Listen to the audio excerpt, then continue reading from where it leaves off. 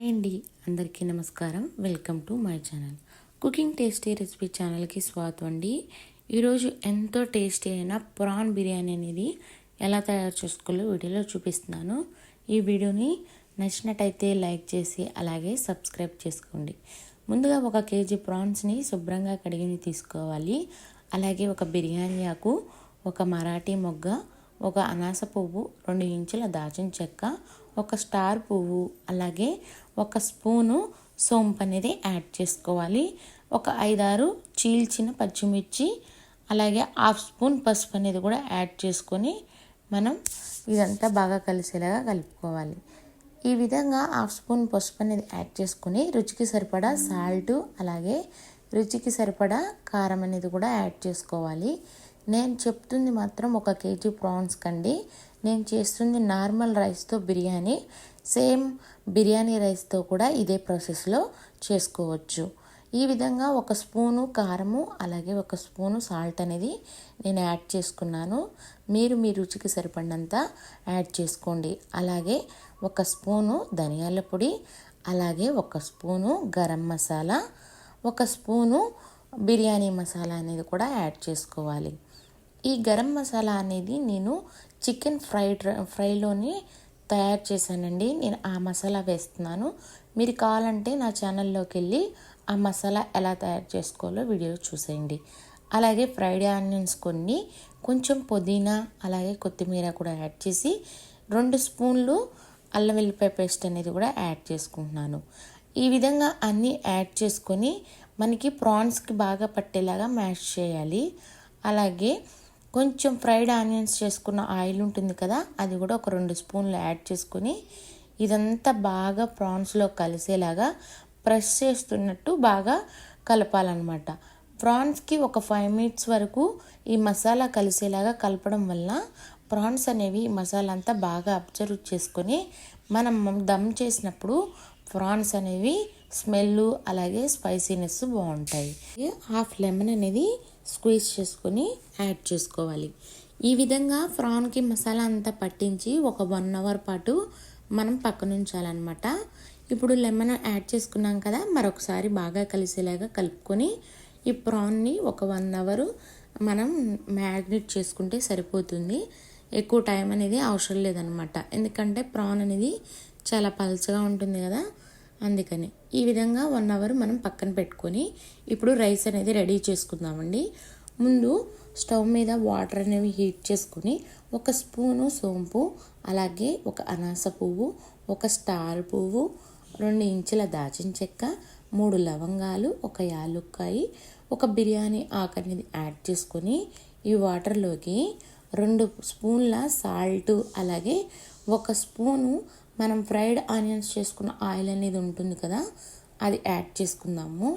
Fried onions oil అనేది add చేయడం వల్ల రైస్ అనేది చాలా ఫ్లేవర్గాను, అలాగే రైస్ అనేది అంటుకోకుండా నీట్గా పొడి పొడిగా ఉడుకుతుందనమాట. ఈ విధంగా సాల్ట్ అనేది 2 స్పూన్లు యాడ్ చేసుకుంటున్నానండి. నేను తీసుకుంది 3 కప్పుల రైస్ కప్తో రైస్ అండి. మీరు తీసుకున్న క్వాంటిటీని బట్టి యాడ్ చేసుకోండి. ఈ విధంగా వాటర్ అనేవి బాగా మరిగిన తర్వాత నేను 1 నిమ్మకాయ ముక్క అనేది యాడ్ చేశాను, వీడియోలో చూస్తున్నట్టే. ఎందుకంటే నిమ్మకాయ ముక్క యాడ్ చేసింది, నిమ్మకాయ ముక్క యాడ్ చేయడం వల్ల రైస్ అనేది వైట్గా ఉంటుంది, అలాగే చాలా ఫ్లేవర్గా అంతా అబ్జర్వ్ చేసుకుంటుంది. ఈ విధంగా రైస్ అంతా యాడ్ చేసుకొని బాగా కలిసేలాగా ఒకసారి కలుపుకొని లో ఫ్లేమ్లో, అంటే మరి లో అంటే లో కాదు, అలానే హై అంటే హై కాదండి, నార్మల్గా మనం రైస్ ఉడికించుకుంటాం కదా, ఆ ఫ్లేమ్లో పెట్టుకొని ఈ రైస్ అనేది ఉడికించుకోవాలి. నేను చేస్తుంది నార్మల్ రైస్తో బిర్యానీ కాబట్టి ఇదే ప్రాసెస్లో సేమ్ బిర్యానీ రైస్ కూడా చేసుకోవచ్చు. ఈ విధంగా రైస్ అంతా కలుపుకొని మనం ఉడికించుకుందాము. ఇలా ఉడికించుకున్న రైస్ని మనం వాటర్ అయినా స్ట్రైన్ చేసుకోవచ్చు, లేదంటే వాటర్ కొంచెం తక్కువ పోసి మనం పలుకుగా ఉన్నప్పుడైనా, అంటే 90% కుక్ అయినప్పుడైనా స్టవ్ ఆఫ్ చేసుకొని వాటర్ అంతా వంపుకొని పక్కన పెట్టుకోవాలి. చూసారు కదా, నేను ఈ విధంగా ఉన్నప్పుడు రైస్లో ఉన్న వాటర్ అంతా వంపుకొని పక్కన పెట్టుకుంటున్నాను. ఇలా రెడీ చేసుకున్న రైస్ని పక్కన పెట్టుకొని ఇప్పుడు బిర్యానీ దమ్ చేసుకుందామండి. నేను ఆయిల్ అనేది యాడ్ చేశాను, ఒక 2 స్పూన్లు. అలాగే కొంచెం నార్మల్ ఆయిల్ అనేది యాడ్ చేసుకొని సన్నగా కట్ చేసి పెట్టుకున్న ఒక ఆనియన్ అనేది యాడ్ చేసుకొని పచ్చి వాసన పోయేంత వరకు ఫ్రై చేసుకుంటున్నాను అనమాట. ఆనియన్స్ అనేది లైట్ పింక్ కలర్ చేంజ్ అయ్యే వరకు ఫ్రై చేసుకుంటే సరిపోతుంది. ఈ విధంగా ఆనియన్ అనేది ఫ్రై అయిన తర్వాత మనం ముందుగా ఒక 2 టమాటాలు అనేవి ఈ విధంగా పేస్ట్ పట్టుకుని పక్కన పెట్టుకోవాలండి. మనం టమాటా గ్రేవీ వేయడం వల్ల ప్రాన్ బిర్యానీ అనేది చాలా ఫ్లేవర్గాను అలాగే గ్రేవీగా కూడా ఉంటుందన్నమాట. ఈ విధంగా ఆనియన్స్ అనేవి ఫ్రైడ్ అయిన తర్వాత మనం ఇందులోకి హోల్ గరం మసాలా దినుసులు అనేవి యాడ్ చేసుకుందామండి 1 బై 1. ఇలా ఫ్రై అయిన ఆనియన్స్లోకి 1 స్పూను సోంపు, అలాగే ఒక 2 దాల్చిన చెక్క ముక్కలు, ఒక 3 లవంగాలు, ఒక యాలుక్కాయ, అలాగే ఒక స్టార్ పువ్వు అనేది యాడ్ చేసుకొని మనం ఈ ఆనియన్స్ అనేవి ఫ్రై చేసుకోవాలన్నమాట. ఈ విధంగా ఆనియన్స్ అనేవి ఫ్రై అయిన తర్వాత నేను ఒక చిన్న బటర్ ముక్క అనేది యాడ్ చేశానండి. బటర్ లేని వారు 2 స్పూన్ల నెయ్యి అనేది కూడా యాడ్ చేసుకోవచ్చు. నెయ్యి కానీ బటర్ కానీ యాడ్ చేయడం వల్ల బిర్యానీ అనేది చాలా ఫ్లేవర్గా వస్తుంది. అలాగే ముందుగా మనం సిద్ధం చేసి పెట్టుకున్న టమాటా గ్రేవీ అనేది యాడ్ చేసుకొని టమాటా గ్రేవీలో వాటర్ అంతా ఎగిరిపోయి పచ్చి వాసన పోయేంత వరకు ఫ్రై చేసుకోవాలి. చూసారు కదా, ఈ విధంగా ఫ్రై చేసుకుంటే గ్రేవీ అనేది చాలా ఫ్లేవరబుల్గా ఉంటుంది. ఇలా ఫ్రై చేసుకున్న టమాటా గ్రేవీలోకి మనం ముందుగానే దమ్ చేసి పెట్టుకున్నాం కదా, ఆ ప్రాన్స్ అనేవి యాడ్ చేసుకోవాలి. ప్రాన్స్ యాడ్ చేసుకున్న తర్వాత స్టవ్ అనేది లో ఫ్లేమ్లో పెట్టుకొని ప్రాన్స్ అనేవి ఉడికించుకోవాలండి. ఎందుకంటే మనం హోల్ గరం మసాలా అనేది యాడ్ చేసాం కదా, ప్రాన్స్కి అడుగంటే అవకాశం ఉంటుంది కదా, అందుకని మంట అనేది స్లో ఫ్లేమ్లో పెట్టుకొని ఈ విధంగా టమాటా గ్రేవీ అంతా ఇలా ప్రాన్స్ అనేవి కలుపుకున్న తర్వాత మనం మూత పెట్టుకొని ఒక 15 నిమిషాల పాటు ఉడికించుకోవాలండి.